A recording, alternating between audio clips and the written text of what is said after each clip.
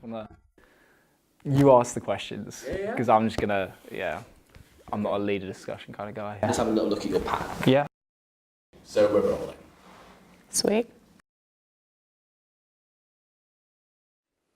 I think universities should raise wider awareness of mental health because it affects so many more people than you'd expect. I think there are many of the students in here they're experiencing some issues, but they are afraid to say it out loud. I just think it needs to be normalised. I just think that's something that's going to come in time. Like, I want mental health to be the same as going, oh, I hurt my ankle sort of thing, rather than a little bit like you have to break down lots of layers to actually admit that sometimes you're struggling.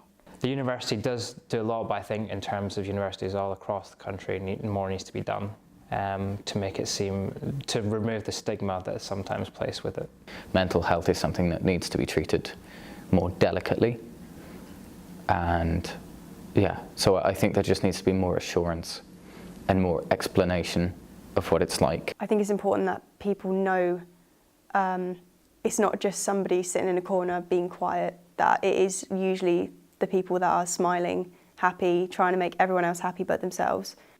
Like just kind of having conversations like this is really important, just to teach people. Like, I think if you speak to people and like almost not force them to listen to you, but if you speak to them in a way that's quite open and like frank, then they kind of feel it's okay for them to talk like that as well. There's definitely stigma. I haven't really encountered it, but it always, especially around men, sort of talk about mental health. The amount of focus on like trying to look like a man and like the notion of what a man is, there is no discussion of emotions involved. A lot of men are taking their lives every day. You know, the more conversations that happen, the better and the more open people are going to be, and more that stereotype, that masculine stoic man stereotype is going to be challenged. And it's so vital for men today to realise this and to realise that you can open up, you can talk about your emotions, because that doesn't make you any less of a man. The talking to people is so important because it comes with a kind of acknowledgement that there is an issue and the issue needs to be resolved in some way. Generally, as a community, we need to be more willing to ask how people are and actually, to truly engage with people, not what they're doing, not how their day's been, but actually how they are as a person. I think it's also important to have optimism that there are things that can really little things that can improve someone's day. This is kind of off on a tangent, but so when my mum committed suicide when I was 14, and I'd kind of known that she had depression not her whole life, but I knew my whole life she'd had depression. But I didn't know because she was like the most bubbly, wonderful woman. And I was like, oh, like I'm sad about my mum, but I can talk to my sister about it, or I can talk to my brother about it, and like it'll be fine. But literally it's the best, like therapy's great. You just go, like talk to someone for an hour who has to listen to you. And even the word counselling has a lot of stigma behind it. That's not the case. It's literally just for you to talk to someone and for someone to listen to you. Just talking it through with someone, they can help you, they can pick up on stuff that in a sense can relate to exactly what it is you are feeling. I would say I'd say to anyone, don't underestimate the power of talking to someone. My general experience was that I was diagnosed and given treatment a bit too late. The lack of medication and treatment for the anxiety eventually led to me developing this thing called fibromyalgia.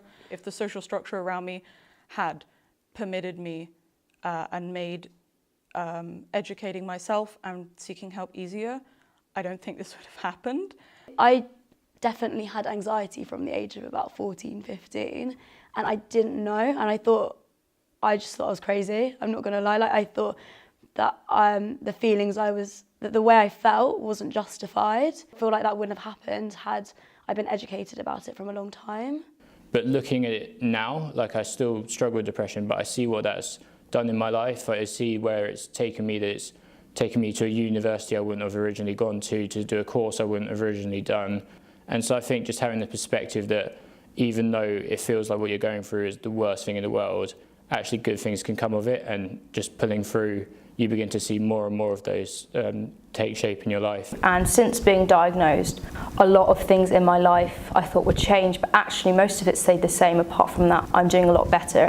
Like, it's really cliche, but I think everything will be okay. You'll find your place. Don't take on too much. Just really like try and make yourself feel comfortable, and then everything will kind of fit. Never feel like you're alone. Never feel like it's too big to handle, because there's always help to get. It's not fine, but it will be fine. It's not fun, but services are there, and just know things do get better, because they have.